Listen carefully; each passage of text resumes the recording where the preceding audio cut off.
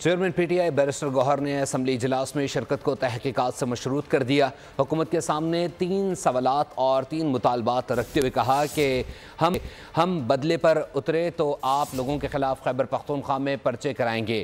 وزیر داخلہ نے کہا تھا کہ دہشت گرد ایک ایس ایچ او کی مار ہیں۔ میں کہتا ہوں یہ حکومت ایک جلسے کی مار ہے۔ جلسہ بہانہ تھا، مقصد ہمارے ارکان کو اٹھانا تھا۔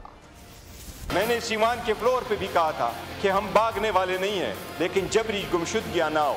ہم باہر سے اریسٹ نہیں ہوئے تھے، اس کی کوئی آپ کو مثال نہیں ملے گی۔ نقابپوش آئے، ہر دروازہ کھولا گیا ہے۔ وہ چابیاں کس کے پاس تھی جو دروازے کھولتے تھے؟ وہ لائٹیں کس نے آپ کی؟ اس کے تہ تک جائیں۔ یہ ایک آئینی مسئلہ ہے۔ انٹیریئر منسٹر صاحب نے کہا کہ یہ دہشت گرد نہیں، ایک سچو کی مار ہے۔ لگتا ہے یہ حکومت فقط ایک جلسی کی مار ہے۔ جب تک 10 سپٹمبر کی وقوع کا انکوائری نہیں ہوتی، کوئی ایم این اے ہمارا اس پارلیمنٹ میں شرکت اس وقت تک نہیں کرے گا، نہیں ہم آپ کی کمیٹیوں میں آئیں گے۔